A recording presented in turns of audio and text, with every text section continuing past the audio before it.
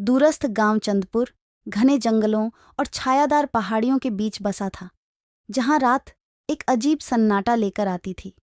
गांव वाले अक्सर धीमी आवाज में उस खतरनाक आत्मा की बात करते थे जो पास के जंगल में भटकती थी।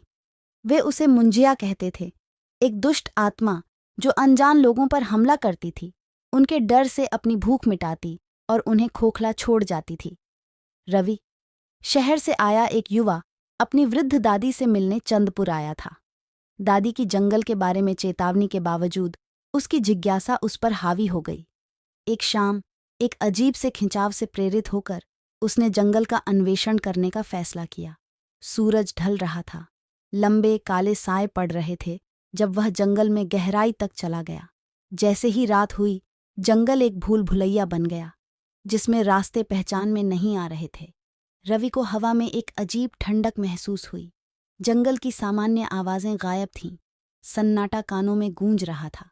अचानक एक फुसफुसाहट, धीमी लेकिन भयावह, सन्नाटे को तोड़ती है।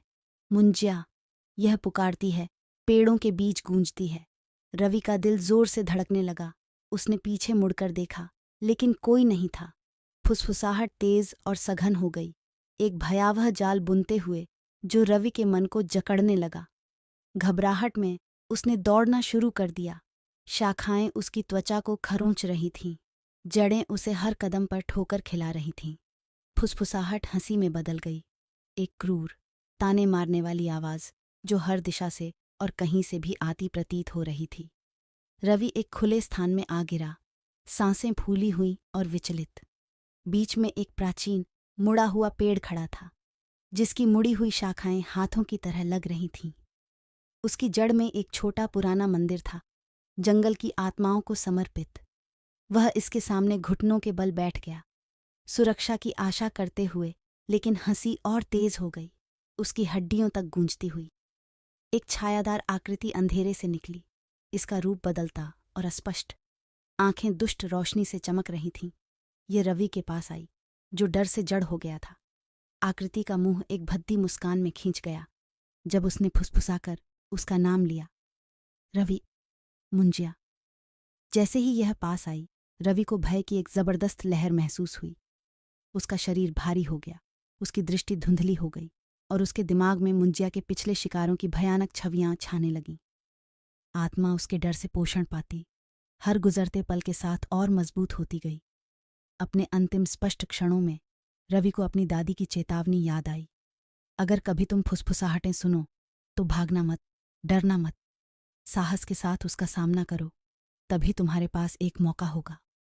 हर औंस शक्ति को जुटाते हुए रवि ने खड़े होने की कोशिश की। उसने आत्मा की आंखों में सीधे देखा और चिल्लाया, मुझे डर नहीं है। आत्मा पीछे हट गई, इसका रूप टिमटिमाने लगा। ताने मारने वाली हंसी गुस्से की चीख में बदल गई। उनके चारों ओर का जंगल कांप उठा जब मुंजिया की शक्ति कमजोर होने लगी। रवि ने एक कदम आगे बढ़ाया, फिर दूसरा। हर एक कदम आत्मा को वापस अंधेरे में धकेल रहा था। अंततः एक तीव्र चीख के साथ मुंजिया गायब हो गई, अपने गुस्से की गूंज छोड़कर। थका हुआ और हिला हुआ रवि जमीन पर गिर पड़ा। जंगल ने एक राहत की सांस ली। जैसे ही रात की आवाजें धीरे धीरे लौट आईं, उसने मुंजिया का सामना किया और जीवित बच गया।